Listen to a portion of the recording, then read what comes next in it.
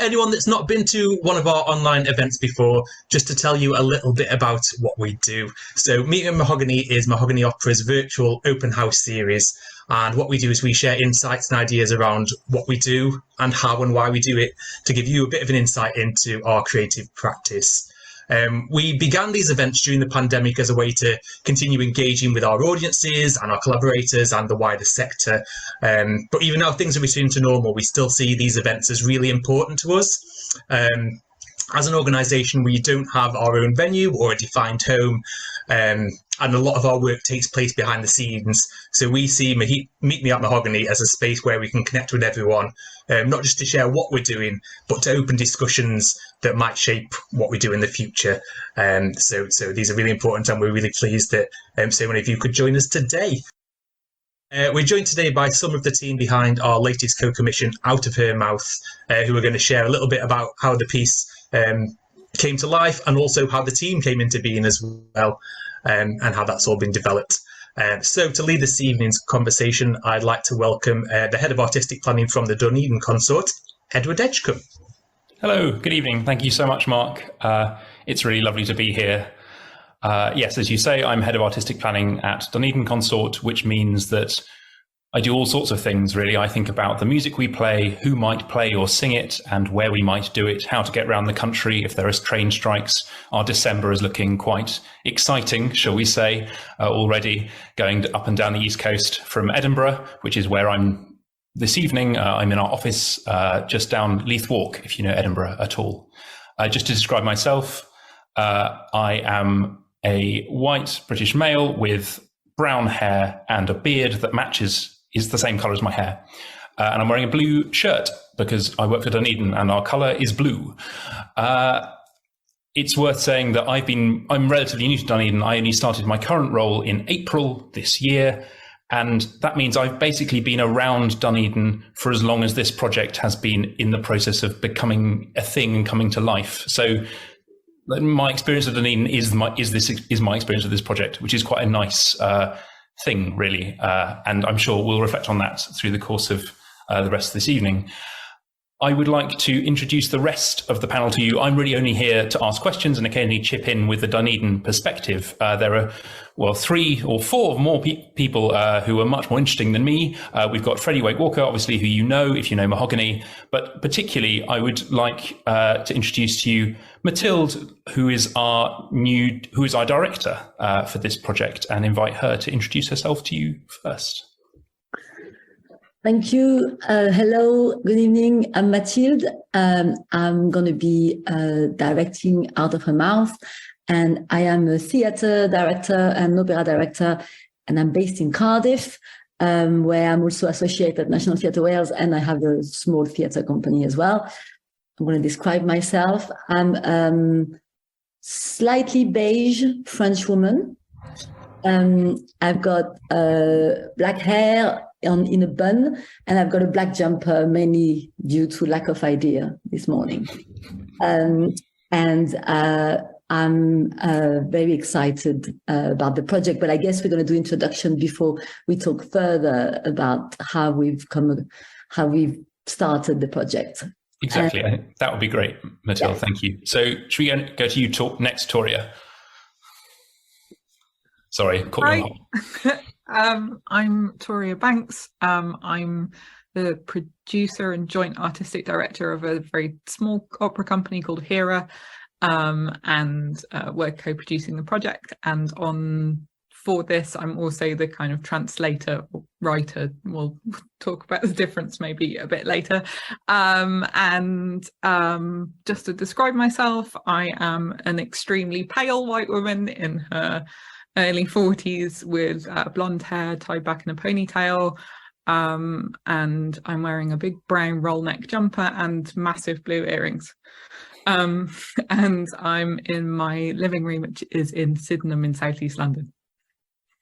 Great, thank you very much, Toria. Alys, should we hear from you next, please? Hello, my name's Alys Roberts. I am a Welsh soprano. My visual description, I have short, dark brown hair, green eyes, and a little round face. and I'm wearing hoop earrings and a puff sleeve corduroy dress in a sort of bluish colour, but you can't really see because the light in here is not great. I'm in my brother's house in Cardiff at the moment, but I do live in Cardiff as well. I happen to be hanging out with him today. Nice. Thank you very much. And Freddie, should we go to you last? Hi, everybody. Lovely to see you all here. Thanks for coming. Yes, I'm the artistic director of Mahogany Opera. I have reddish blonde hair and a beard that should match, but is becoming slightly grey in certain areas. I'm wearing a woolly grey jumper because it's very cold here in Berlin. I'm at home in Berlin, in my room here with lots of books behind me to try and make me seem intelligent. Brill. Thank you very much, Freddie. So we are going to start, I think, I'll give you a tiny little brief introduction to the project and why there are quite so many people on this panel. If it's not already obvious from the kind of materials you've received already, this is an enormous co-production. There are 3 companies involved, and then we used an open call to add more people who we didn't know at all to the project. So this project has grown all sorts of arms and legs in a glorious way. But really, the place to start is with what this project is and why it is at all. And the person to ask about that is Toria, because this is her thing. She came to us, she's brought the companies together. And so, Toria, could you tell us a little bit about why it's these cantatas, why Jacques de la Guerre? What's the point of this all? That's a really big, scary question, but I'll do my best. Elizabeth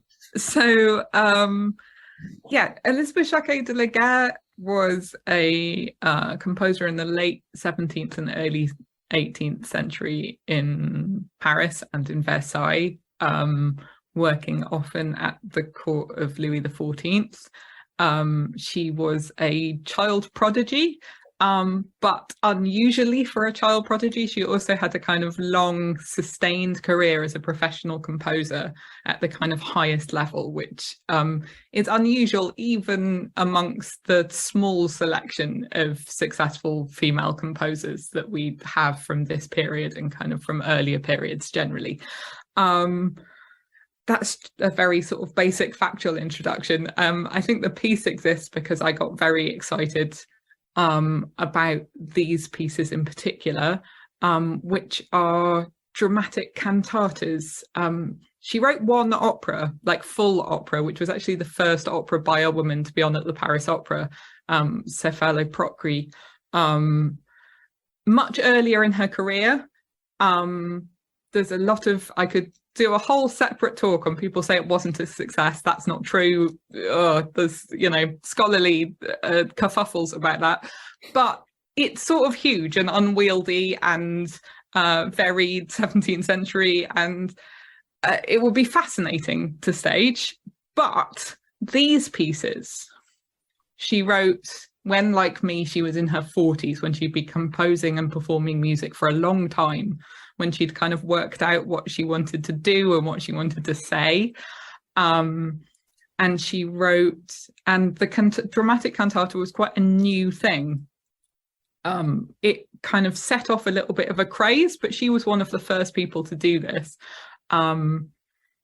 One of the other first people to do it was the composer Antonio Bemba, who was another woman who was in Paris at the same time. So it's possible that there was some kind of communication between the two of them about it. And it's a really interesting format that seems incredibly modern. I think one of the very early things I thought of when I found was this seems like something that Freddie Wake Walker would commission.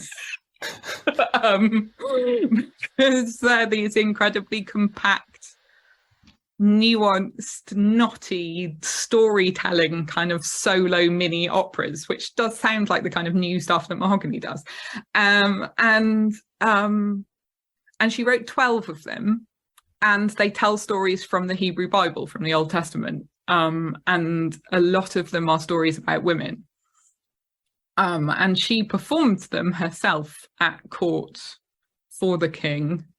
And they have this kind of complexity. They don't start with, you don't have to get through 3 arias about how great the king is. They're not, they don't have a lot of they're so incredibly direct, like sort of Jackanory for opera, that the singer gets to tell a story, and in telling the story, take on the presentation of different characters from the story. So the recitative in the cantatas is, I'm going to tell you a story. And then the arias, the female singer gets to be all of the different people in the story. They get to be Susanna, but they also get to be the elders.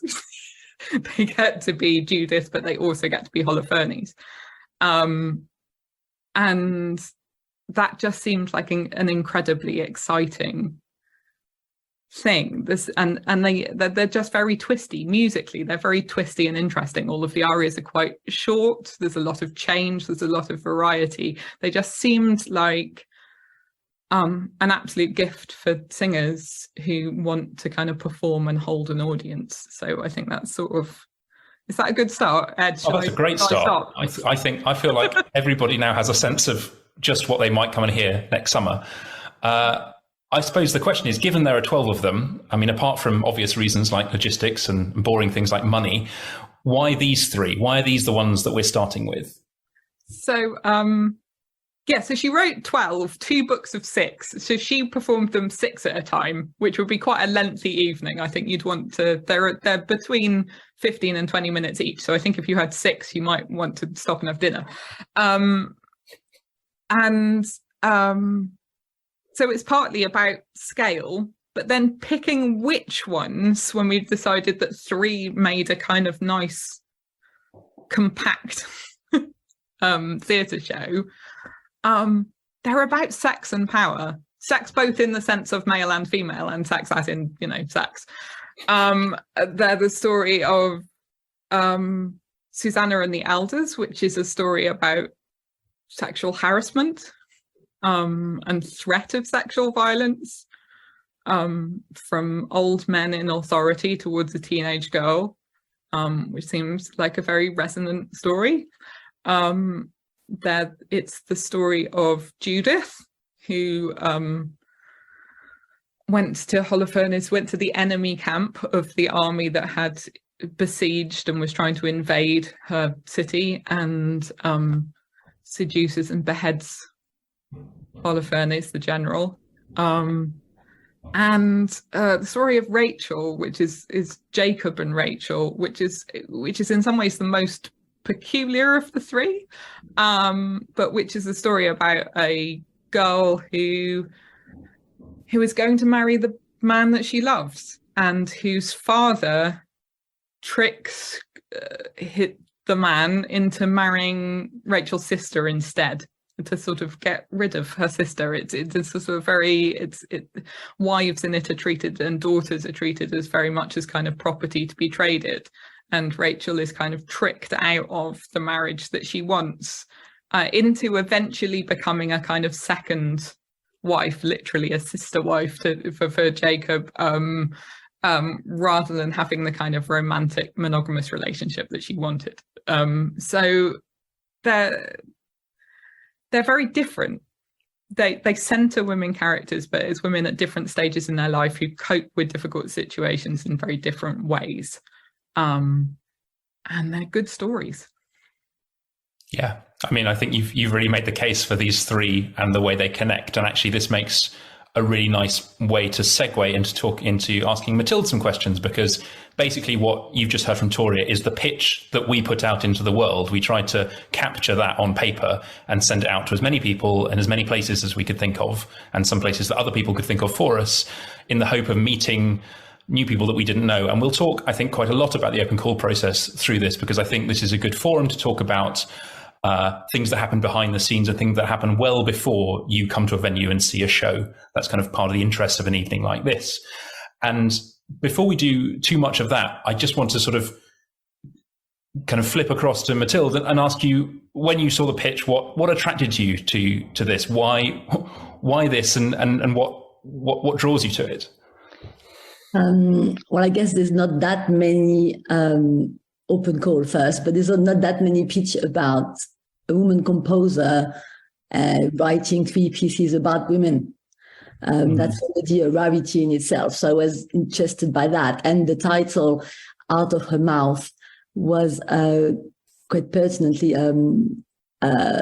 really precise, but also because it's really about the right to speak, because it's the words, but it's also very sensual in the sense that it unbacks the mouth and the vocal cord, and somehow it embodies not only them and seen as sexual object as well, but also as vocal cord. So I was quite interested by the precision of the title and the little bit I could gather around Jacquet de la Guerre and the pieces that were talked about.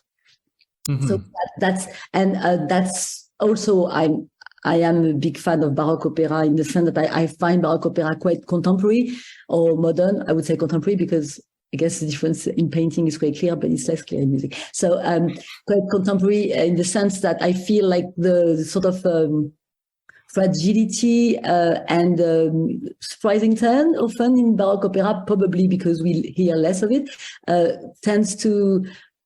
is also furthered by the ideas which are always kind of encompassing quite a lot of complexity.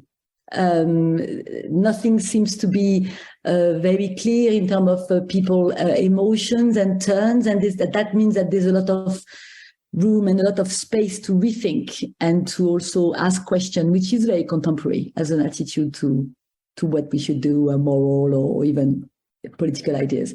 So that was and also the vignette structure, this idea that there's three pieces which are different, which somehow we can put in different order, and we can think of the different order, and also the idea that we have to work on our feet to find the glue between those pieces, the cement between them, and how the order and the through line between them is in our hands and in Toria's hand and in the singer's hand.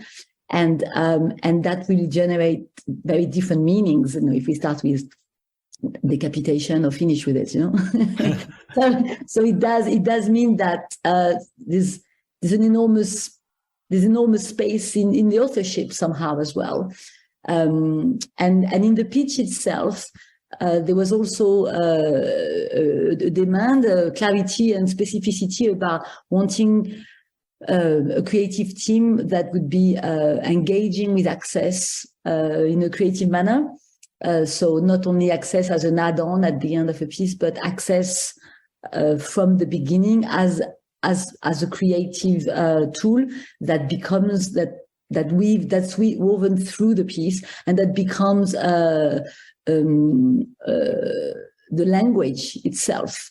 So the idea that, if we do need screen, and if we're going to have screen, the screens are going to be part of the whole world. Therefore, we need to think of video, and we need to think of pre-recorded or live, or there's a whole world that come with it that somehow shape the piece itself. And I've worked, I've growingly, increasingly worked like that in the last 3 years. So yes, I was interested in furthering this in opera.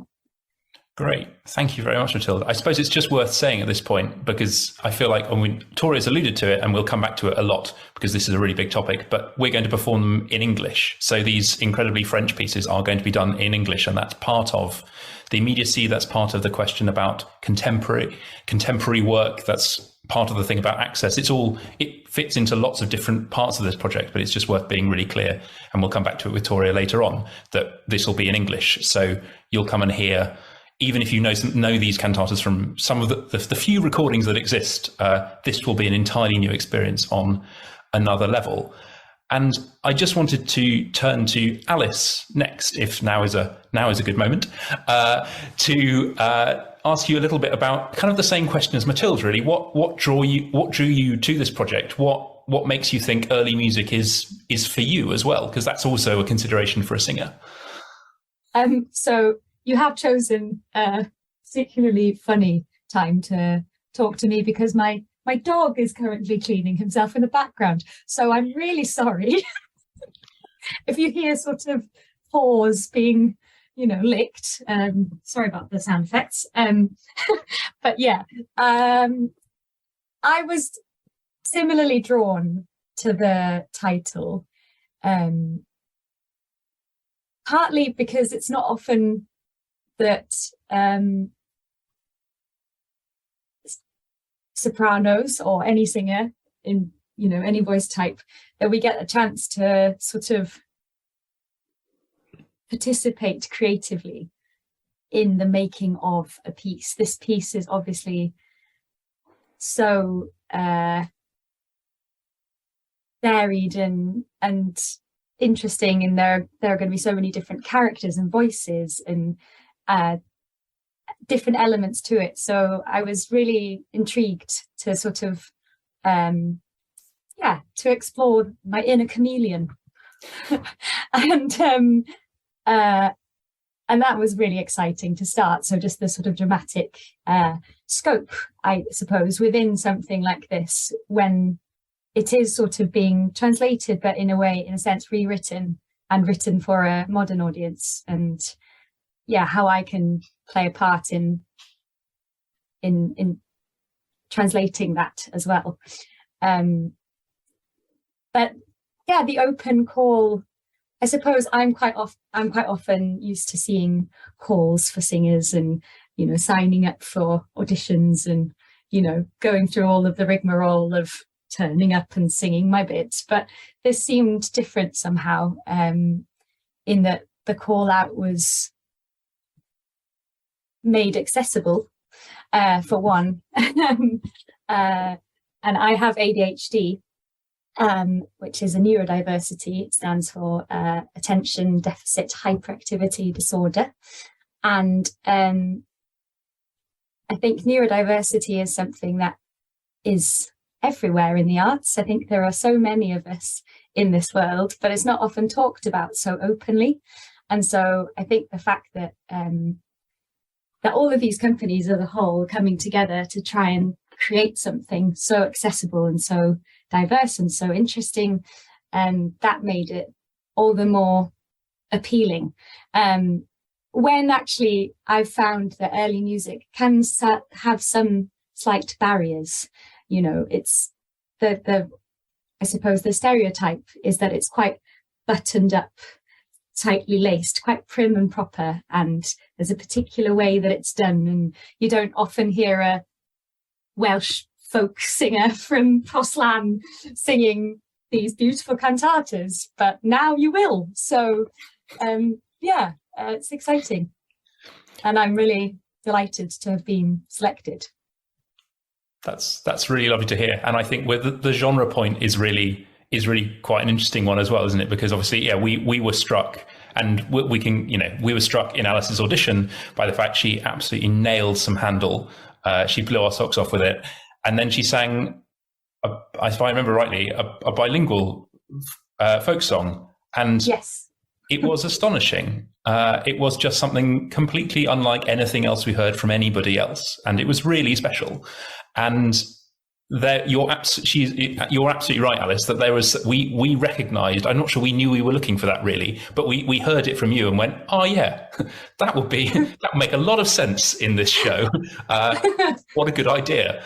So I think there's something really, really powerful about increasing the pool of people who get to think and play with Baroque music, because it is something to play with. And I think that's something that we're thinking about as companies from all sorts of different approaches to this era and kind of how we make our work.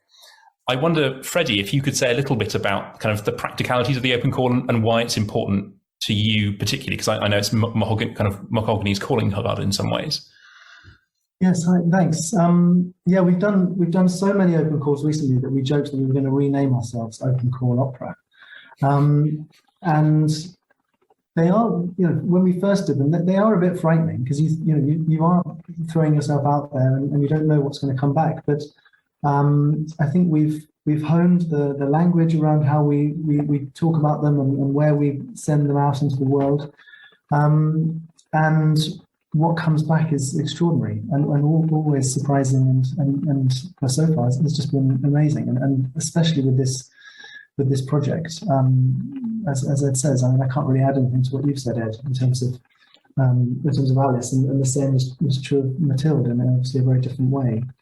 I think it's helped us as a company, obviously to be more diverse, and I can come up with lots of sort of politically correct phrases, but it really does just make you feel richer as an organization. And it's not just about the people who you then end up employing, just the process of meeting so many people. We had, if I'm allowed to say, we had over 100 singers apply, and we had over 80 directors apply. And so just as a means of understanding what's out there and getting a sense of the landscape, it's a hugely enriching process for us. And then that, of course, was made even more enriching by the fact that we were working with Dunedin and HERA, and the three organisations together. I think we complement each other really well. We all bring something very distinct and specific, but we all share the same spirit somehow of wanting to share our work and wanting to be as open and transparent as possible somehow. Yeah, I totally agree. I think it's been I've really loved it. It's my first kind of real experience of doing auditions in this way, and it's much better than any other way that I've experienced. I was in a former life, I was a singer too. I've been on the other side of the desk, as it were, and it was pretty grim.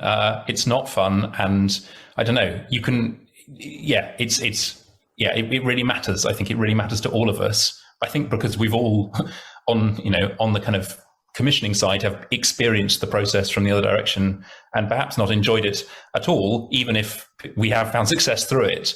So it's nice to try and do something about that and make that change. I think it will be interesting to think a bit about, well, maybe actually to go back to that translation point, because I mean, I'm conscious of this is a kind of an enormous topic and that we could go in all sorts of directions with it. But we've obviously, we've already heard that, Alys is bilingual. We've got Mathilde who could do this project in French, and so Toria could also do this project in French. There's a whole world of, but we're doing this in English, and what does that mean, and what does that bring to the process? So maybe Toria, you could talk a little bit about what you're doing with your translation and why it's and how it's important and what you're giving us that we might not get if we just sat at home and read the French libretto. So I think there's a couple of things. The first is that it's the directness of getting your understanding of the story from the mouth of the singer. So it's just that, so that's the way in which it's about the fact that English is the first language of most of the audience that we'll be reaching. And if we were doing it somewhere where the first language of most of the audience was French, we would do it in French, and then so on and so forth. That it means people are getting, of course, people can, read the libretto for something in advance, or you can print a translation in a program, or you can have surtitles, but then there is something between you and the person telling you the story. So it's partly, again, about that very direct thing of wanting it to be them to be the singer's stories to tell, and that you're getting that in a very immediate way. And of course, because it's going to be accessible, there will be captions anyway, because there are 11 million people in the UK who use captions because they're deaf or hard of hearing, or because they might be neurodivergent and have an audio processing disorder. So captions are enormously helpful, and we'll still have them, but there is this a kind of immediacy of connection between the language that the singer is kind of expressing themselves in, and that expression kind of reaching your ears. So I think that's like super important. And then there's the fact that there is no such thing as a direct translation of a text. So in translating them, we're making something new, which I am embracing. There are things that I want to do with, but which is inevitable anyway. You can't not do that. You can't, there is no just make it mean the same as the French means. That already involves, decisions and interpretation. So I think it's about the text, the original text. I mean, the stories are by whoever wrote the the Hebrew Bible. But the texts of the cantatas are by a French poet called Antoine Oudard de la Motte. And there is, and Mathilde was very perceptive about this, there is a male perspective in there. In the original text there are about these women's stories, and you can't help feeling that the composer is very invested in that, and that perhaps the writer is more invested in that than you would expect from a lot of 18th century men, because like just by having these complex characters there is a bit more going on. You know, I was drawn to the complexity of the text. So when I say like I'm kind of transforming them, it's not because they're kind of two-dimensional to start with. And I think that was one of the things that appealed, is that some male writing of women is incredibly two-dimensional. It doesn't feel like these are that. It's just that the complexities are altered by the fact that it was written by a man several hundred years ago. And so there's something about getting those stories into, I suppose, obviously I'll have written them, but I suppose what I want for you as an audience when you come to see them is to feel like they spring spontaneously from the mouths of the people sitting in them and telling you the stories. That's the illusion that, I mean, you know, that we're trying to create, so that there's no sense of there's no sense of words being put in people's mouths, although obviously that is exactly what I'm doing. But you know, that's the magic of theatre for you. And that involves kind of different kinds of fidelity. There are places where I'm trying to do exactly what it, you know, where an aria, what I'm trying to do is to find an English form for the French words. And that involves being very, very obsessed with scansion and rhythm and making things fit. And then there are places where, to be faithful to the piece in one way, you have to be quite bold with changing it in another. So in the story of Rachel that Alys will be singing, Jacob sings her a love song, which it feels for like the structure of the piece has to be romantic and appealing. We have to be like, this is a beautiful love song. But it's in the context of this story that was about kind of bartering for wives, and the text isn't immediately very romantic, and he keeps on referring to her as the object of his desires, which, depending on context, can be a nice thing to say, but just didn't seem like in context we were going to kind of really go for that. So I've kind of done quite a lot to change the way that Jacob expresses himself, because the thing that seemed more important to be faithful to was the idea that we're meant to identify, like we're meant to feel Rachel's love for him.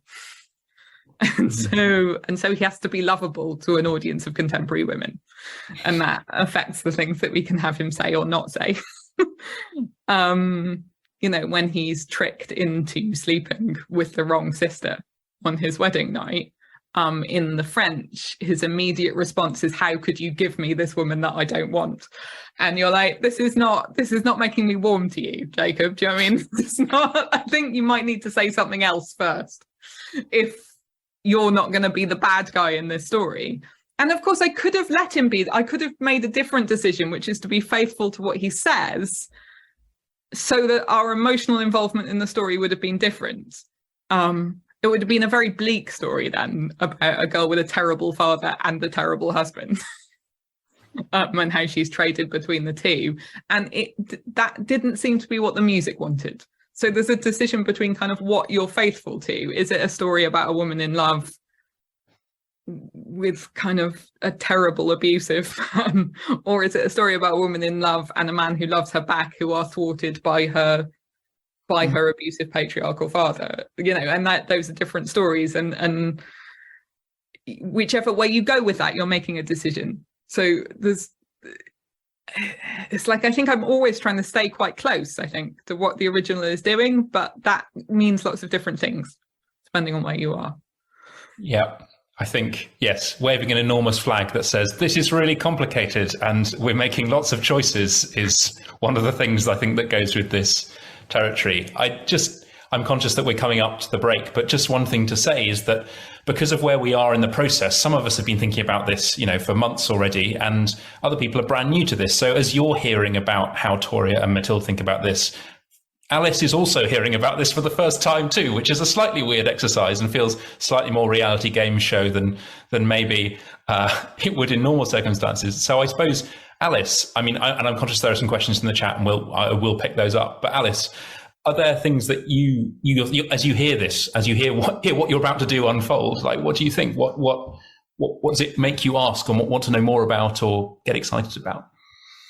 Well, I suppose I'm just excited to sort of read it and get my hands on it.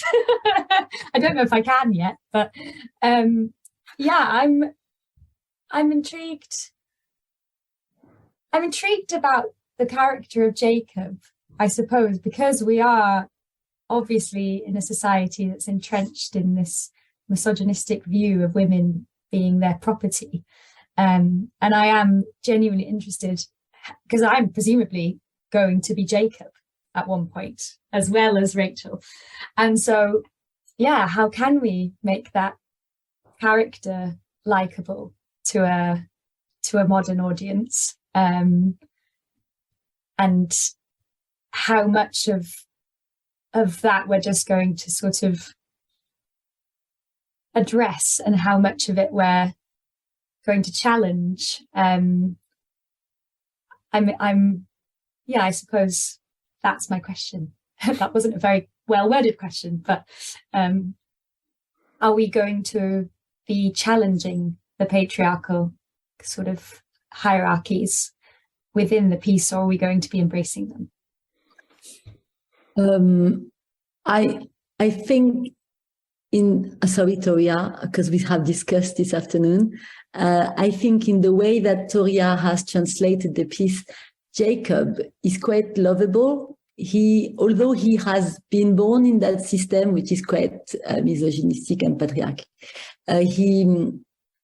he's genuinely in love with her within those constraints and within this whole market idea that he needs to work for 7 years in order to take a wife, because that's the setting where he is. He's genuinely in love with her and is genuinely outraged about the situation and carries on working more so that he eventually marries her. So he is somehow, as much as her, a victim of the system, of the father's system at that point. But obviously he's a man, so I'd also like to say you get to be the father as well. You get to be the father as well. There's a definite baddie bit. That's fun. That's so fun. So how do you conceive of these character switches? How do you that's also a very interesting sort of on a practical level. Yeah, I guess on a practical level, it's the decision of where does Rachel start the story? Where is she in her life? And also, why is she telling us all of that at that point? So it feels like it's very much the story she tells herself during 7 years while she's waiting to become his wife eventually. And it feels that she's very much, she's repeating those constant phrases about how you don't always get what you want, which can be played with an enormous amount of hope, which she might have had during those 7 years, and with enormous pain. So there's a whole array of working through those 7 years while being in complete turmoil and I don't know what she's doing. I've been thinking of loads of. I've got some weird drawing, but I've been thinking of loads of farm work, and there's something about the constant. In all the stories, there's a constant presence of wine, blood, water. In that sense, is quite biblical. And there's a sort of labor in the story of Rachel and Jacob, which is there's this constant thing of the farm and the fructifying the land throughout, which they have to do to find their love somehow. So there's that enormous amount of activity that's eating her, and I think through that we can find and transform those characters, because she can become Rachel and she can become completely loving, depending what is happening at that point in her in this labor, what's going on. So in a sense, do you conceive of these characters sort of being part of Rachel's imaginary world, or her reminiscence, or her kind Absolutely. of hope, and so her taking on the voices sort of another person is her process of trying to deal with it or cope with it, or exactly. But there's also two other performers on stage that are not singing. So we have three women, and there's always one singing and sometimes more, but there's a group of women here who also can be somehow part of the story. And I mean, we know, for example, like in Rachel and Jacob's story, we know that there's Leah, the sister that he had to marry. So there is definitely some stories of those other presence there, and that can either help, but they don't have to help the story or become someone in the story. They can just help the staging, and by the way they help the staging, I will know who they are. We were talking with Toria this afternoon about, I'm not sure how Judith will help the staging, but she'll definitely be a brutal one. she'll definitely be one of those, whatever she will do, she will remain the Judith inside Rachel. Like there's probably a Rachel inside Judith, because we will always see, there will always be some correlation between them, and they somehow would carry each other as a character, I imagine. I'm not completely sure about that yet, but it feels to me like we've got three performers. We've got to make the world function with them on stage. Mm. I just wondered a little bit before we go on to other things about staging, because I think there's some interesting stuff here, and especially given where we're going to be staging it. But before we do that, Toria, I wondered if I could ask you a little bit about how you're thinking about the relationship between the text and the music. You've alluded to it a little bit in terms of the scansion, but whether there are other things that at play there in terms of the affect and that sort of thing. Interesting use of the word affect. We're not quite into the stage of Baroque opera where it feels like, one of the things that I like about these pieces is it doesn't feel like you go, oh, this is one of these arias now, and I could just kind of cut it out and put another one in. And, I love Handel so much. But in Handelian opera, you can go, oh, okay, here is a rage aria. If I didn't want to do this rage aria, I could just as equally do this rage aria, and it would have the same effect of being, this character is, pissed off right now. So it doesn't work like that. The texts are, the distinction between recitative and aria in terms of storytelling is much less absolute. There are a few songs, so in my head, some of the arias are arias and some of the arias are songs. There are definitely songs where the character is singing.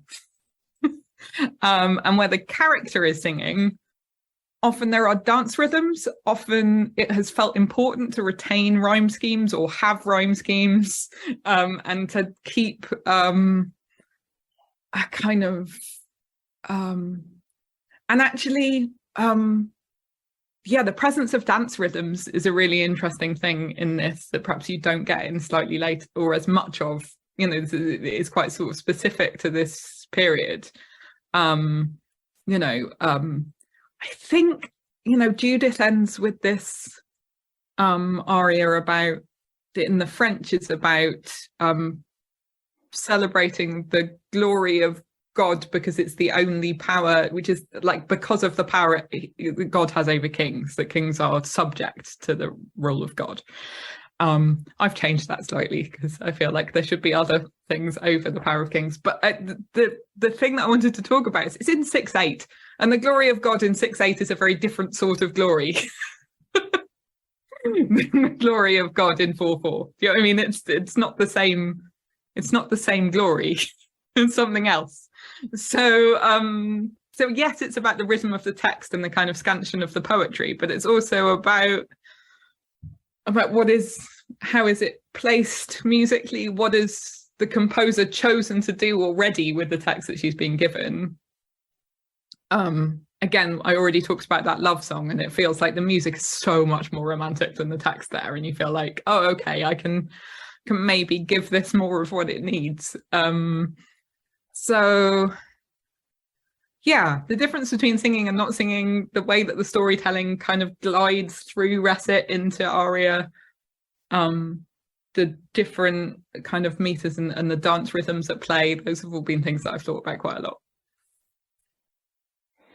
Nice. So I think we've got a follow-up question from Kate, who asked the question that I've just asked, which is, does the music give clues to what the singer might be doing? Do you feel like, do you think the music is stage directions? I suppose it won't be another way of putting it. Is that how you think about? Sorry, this is a very open question. Mathilde, maybe. Do you think that's how opera works, or not? I think sometimes there are great technical impossibilities in terms of what you have imagined staging and what is possible to sing at that point. Mm-hmm. So there's definitely a certain level of demand, there's a level of technique, but I also think beyond that, I think there's no limit to what the staging can be. I think there's an enormous, I think as long as as the essence of what is being expressed has clarity from where we are at that point in the world, but also where we are in the story that we stage, I think anything can be staged. I don't think I don't think they are stage direction, except the clear, extremely difficult area or note to reach at that point where clearly you shouldn't be up a ladder painting, obviously. Beyond that, I think there are limits. That makes you a very generous director. Not everybody sees that and goes, "Oh, we shouldn't make people do something at that point." No, but I am automatically thinking, "Oh, we can do more." But I also know, having worked on several opera, that this is not possible, and there is no, there are limits to certain things. But in terms of I guess the question is also about the intention of the author at that point, and is that the stage direction? I guess it's like stage direction in a play, or stage direction or translating, isn't it? Like the intentions are there, but they are there belonging to a context at a certain time.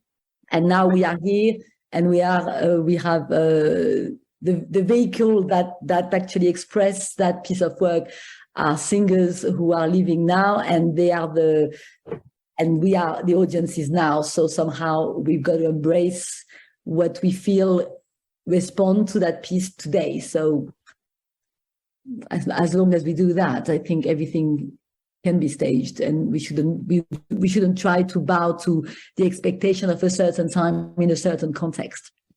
Can I just sort of jump in, because I think there's a couple of one of the things is that these pieces weren't staged in their original performance. The composer sang them herself whilst also simultaneously playing the harpsichord, which is just unbelievably virtuosic. I can't even begin to imagine. And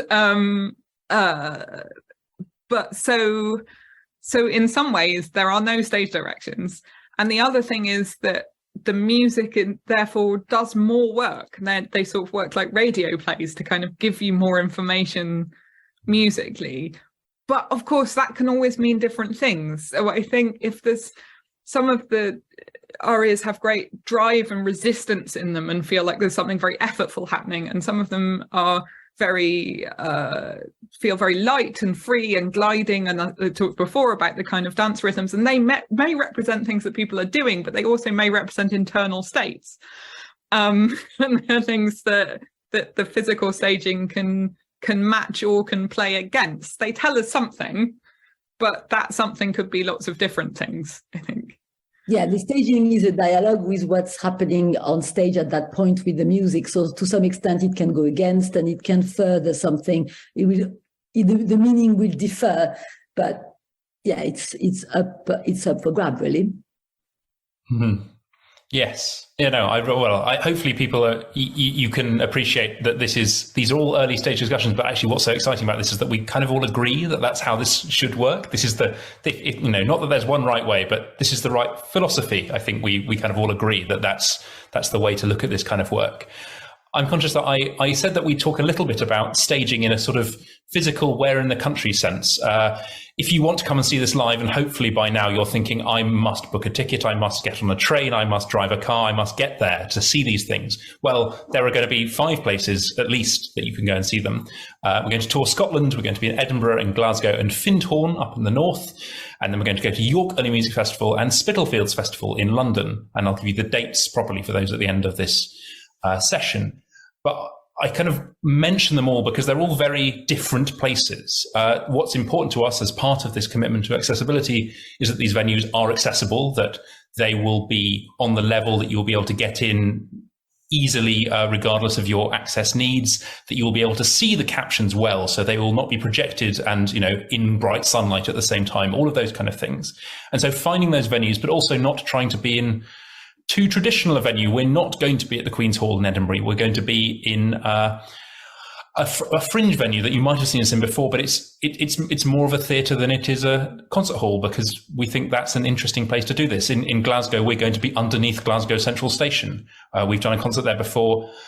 It's really exciting, but you do have to decide that the trains are part of the show occasionally. We're at the mercy of ScotRail, really, as to what happens from moment to moment there. But it's actually hugely exciting, and it's a gorgeous place to sing. And so this is part of one of the challenges of this show, and it would be really interesting to hear kind of your perspective on this, Mathilde, is that we're making a touring show, but it's not just touring from sort of one normal theatre, one pros arch, one identikit theatre to another, they just happen to be in different places. It's that this show is going to be in 5, and in fact in York we're going to be in 3 different spaces. It's going to be a promenade performance. You can move between the National Centre for Early Music and then Merchant Adventurers Hall upstairs and downstairs. So you're going to see these 3 different stories in 3 different spaces, and that's incredibly exciting. It's slightly terrifying from a logistical point of view. We have managed to secure 3 harpsichords, which was one of the initial terrifying things about this. But from a kind of dramatic perspective, which I think is probably more interesting really than the logistics of it, what does that mean to you, Mathilde? How does that affect what you think about and what you kind of put top of your list of priorities? Well, what it means is that whatever we do in terms of staging, the story between the performers and what's happening in between each pieces we need to design it or to devise it in a way that is extensive or compressed, So there might be, we need to have a story of what it is when we off stage, so that this off stage story can take 2 minutes or 10 minutes when we actually need to walk from one venue to another. So we have to have those characters in place and stay within those constraints with the musician, because everyone who's on stage must kind of participate in that ensemble work of the system of change in between. So whatever the change in terms of set or mood or relationship between those people is between the different pieces, we'll have to hold the story or further the story so that we can, extend it or like an accordion, and compress it when needed. So the ensemble work, there are the 3 pieces. There's what the 3 pieces are in together, and there's a relationship between everyone, including the musician, which I believe are all women except one. Yes, that's right. That's going to be a thing, isn't it? So there's a part of me that feel like somehow the story between them and what that whole male performer represent there is quite interesting somehow. So there's something that we need to devise around that becomes meaningful within the piece that we're making. We should probably tell him that he's being lined up for this starring role, in addition to his violin playing. We'll be very nice to him as this happens. So I guess whatever we do, we'll have to be quite light on our feet and play the making. Like if there's screen, we need to play the plugging in, plugging out. We have to play the restaging and the movement in between things. And that needs to be visible and played with, like as if there was no stage management, as if it's the musician who spins things around and do. So we have this logic to establish and grow. Mm-hmm. I think that's actually for our musicians, actually, that's one of the really exciting things here, is that they don't, usually if they play for an opera, they're hidden in a pit. One of them might break onto stage for one Handel aria where they, are pretending, the violinist gets to be put on stage and gets staged in some way. Like usually they're not in the show or kind of the show in the same way. And so I think that's actually really exciting. And how the harpsichord is a stage like object as well as a thing you might hide behind or a thing you might not hide behind or whatever. It is quite an exciting thing to think about. I'm conscious that we've talked a little bit already, but there's so much more to say about the old and new contemporary kind of angle of this, that for us, I think for all of us, one of the really exciting things is that these things feel so new and so modern and contemporary. And Mathilde's absolutely right that those two words are subtly and importantly different for us at the moment. And so I'm interested in maybe Alys, what you think about kind of the kind of making stuff modern, the old stuff made new, because that's something we spend lots of time doing as singers. Like a little bit about how you do that and how you think about that. Yeah, well, I suppose we all have our own experiences and biases and opinions when we approach any given piece or anything in life. And so, when we're presented with anything, we always bring bits of ourselves into it. It's impossible not to. And so in a sense, we are forever making something new because no one else has ever sung this exactly in the same way that I would have done, or played it or interpreted it. And it goes back to the previous question about whether or not, the music dictates what the stage directions are, or it dictates what, the emotional state exactly. I think all of these things are up for interpretation, aren't they? And to me, music, the written music, serves as sort of it's almost like the subconscious or the internal emotional world, and you can interpret that. It's infinitely interpretable, I think. And that's what's so exciting about something that's quite bare and unexplored. And I don't know this music very well at all. I'm coming to this for the first time. Like I'm sure many of our listeners and other fellow participants in this talk actually probably know more than I do about it. But I think that's what's exciting. And I was brought up singing Welsh folk songs, and singing in Eisteddfodau and this sort of thing. And so that sound and that sort of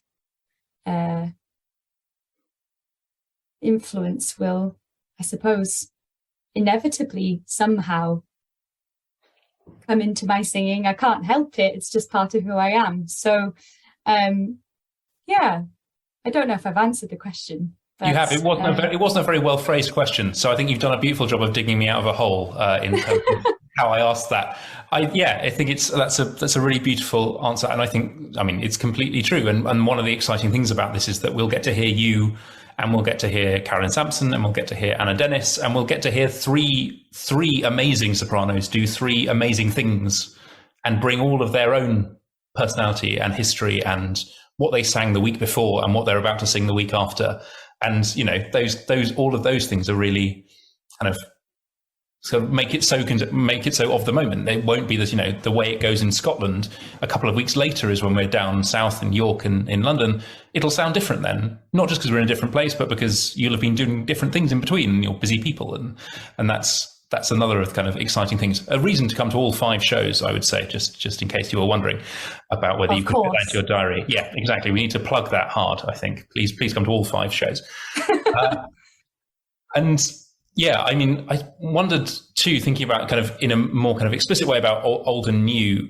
Dunedin and Mahogany first got together on a project that was really explicitly about putting old music and new music together. And I wondered if you could say a little bit, Freddie, about how Mahogany feels about old and new music. Yeah, absolutely. Sorry, I was just writing down some notes and I managed to put it into the chat about open call. John had asked a question about what the difference was about open call auditions. So I'm sorry, Alys, for distracting you when you were answering that question as well.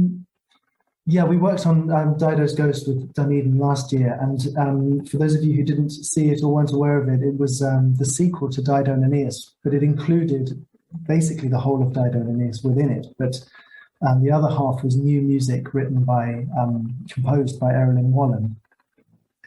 And I totally agree with what Alys says in terms of whenever you're taking old material, you're still doing it now. It's still present now, but at the same time, when you're doing old music, we are also transported to another time.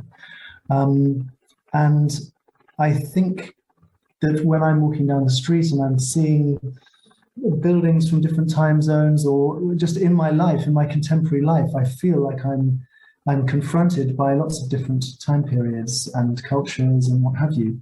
And so for me, the idea of mixing new and old actually feels incredibly contemporary, much more contemporary actually than just trying to make pure new, never seen before material. Somehow it feels more pertinent for now. So yeah, that would be my penny's worth.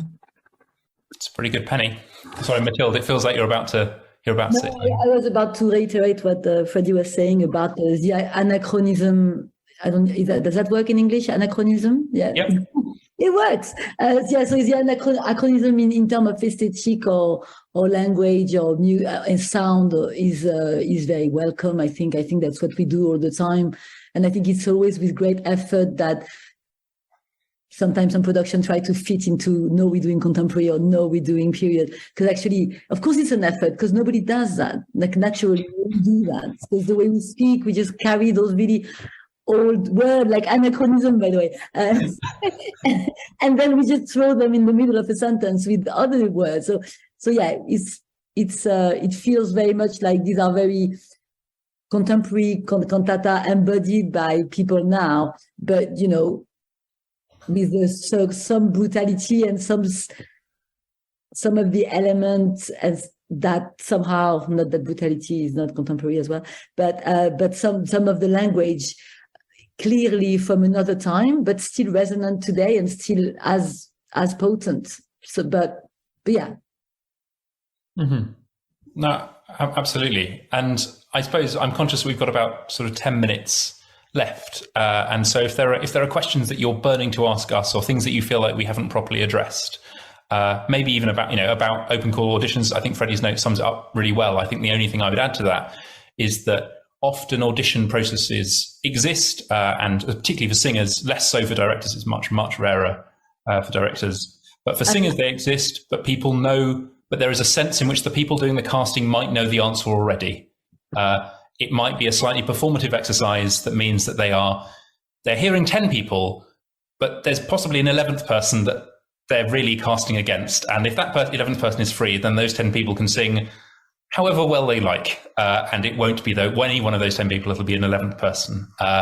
And that might sound a bit depressing. And frankly, it is a bit depressing, but that is often how this kind of thing works in the musical world. It's a good challenge for Dunedin as we sort of enter opera in a sort of way to try not to be like that, and also to try not to be like that in the way that we work in the rest of what we do and what we perform. But yeah, that's the bit that's unusual about an open call for singers is that we really didn't know any people before we started. There were some people, we saw some names because obviously, young successful singers, you'll go to know some names, but we had no idea of who we were going to cast before we started. And then we listened to everybody.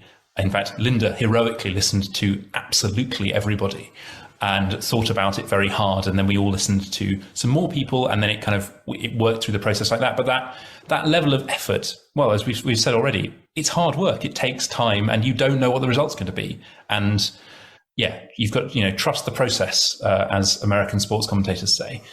It's quite a hard thing to do. Just to add my experience into the mix. Sorry, Mathilde, if you want to go first. Quite often auditions will be like a cattle call. So you'll have 2 minutes to go in, you'll sing one piece, and then you'll leave. And you'll have a hello at the beginning and a goodbye at the end. That's it. That's your 2 minutes to prove that you are worthy of the job. That's all you have. And quite often there'll be a CV, there'll be a panel of people, there'll be a CV in front of them, and then they're much more interested in the CV, in what you've done before, who you know, where you've been, than they are in you. So you'll be singing to the tops of people's heads quite often. And so the experience of auditioning for this and the process in itself was quite different in the fact that it seemed personal. And also there was a working session environment in which there were suggestions from the panel. There were, we interacted. It wasn't just walking in and singing for 2 minutes and then leaving. So I think that's the difference between an open call. It's more of an open conversation. There's an openness about the sort of the meeting. It's more of a meeting than it is the other option, which is quite unpleasant, really. But that's my sort of thoughts on the matter. Oh, yes. So I was just about to say that for directors, there is no audition or no interview in general. You just get a call because someone knows someone who knows you, which is totally depressing because that means like it's nearly impossible to start. and also it also means that somehow there's this feeling that, because I also work in a big organization, that we know everybody, because of course we don't. And also people change, so there is that idea that at least when you have an audition, and I know it feels rigged sometimes, but you have the possibility to show where you at now, which you can't even do that. So I think the fairness and the importance of audition is like not only knowing, getting to know new people, having a chance to pitch, but also having a chance as someone who goes to interview, having a chance to reassess where you are and where you stand, because that's also great, beneficial that you get the job or not. That's what I want to say. Mm-hmm. Absolutely. Toria, I mean, I suppose this is I just kind of want to end by going back to you and thinking a little bit about the fact that you're the person who unearthed these. So you're the kind of person this kind of openness and this kind of relationship building approach to doing this, rather than just, I know this person and I know this person and I already know them and I don't need any more people, kind of comes from you in the first place, because you could have, we've joked about this. You could have kept these to yourself. You could have kept them under your hat. You could have done them all on your own in some ways. And I think it started the project in such a lovely way that you wanted to go and meet some new people. Unless you're sort of, I don't know, maybe it's true of some exceptional creative geniuses, but you can't do anything on your own. I mean, I can't sing.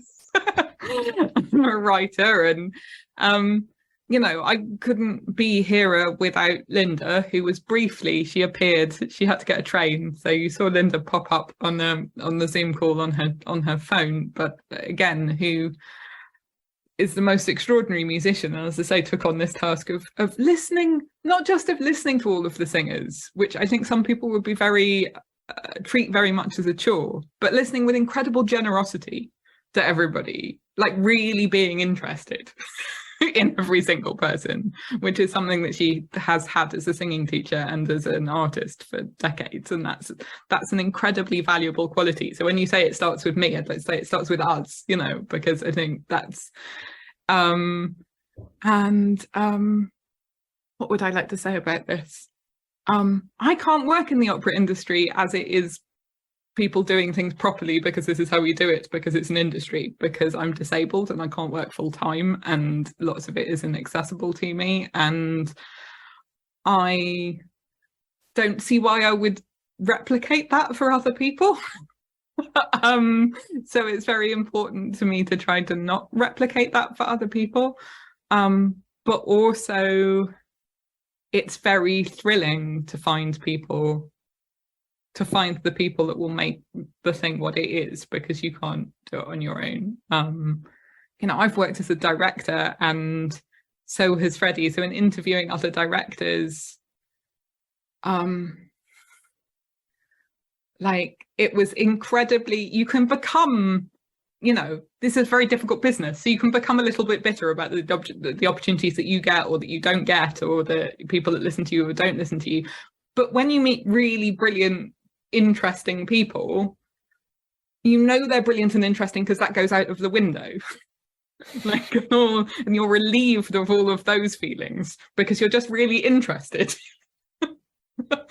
and that in itself is so nice. That's so nice to let go of all of the things about how you're doing and what credit you'll get for things and what people think of what you're doing, because you can't hold those feelings and be curious at the same time. And so when people make you curious, they free you of all of those unhelpful, narrower feelings. And then you can just get really excited about it.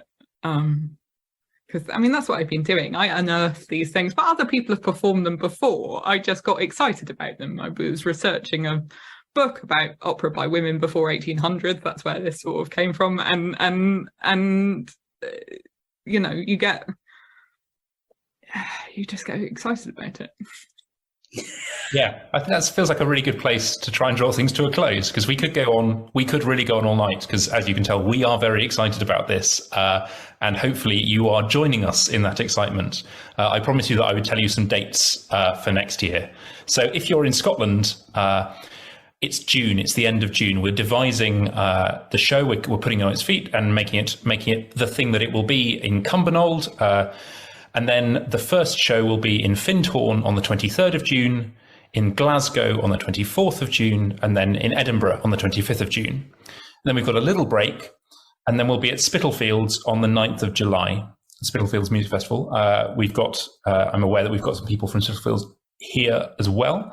And then on the 12th of July, we'll be at York Early Music Festival, and that is the performance that will be a promenade performance. We'll be in 3 different venues across York, as part of a kind of extended evening. So there'll be time to have a glass of wine, have some food. It'll be a different kind of event from the other ones. But yeah, a really, nonetheless, equally differently exciting from all of the others. So yeah, before I keep waffling on about how excited I am, I should probably hand over to Mark, who can bring the session to a close in a kind of ordered way. Thank you so much. And on behalf of Mahogany Opera, just want to say a very huge thank you to Edward for facilitating the conversation today.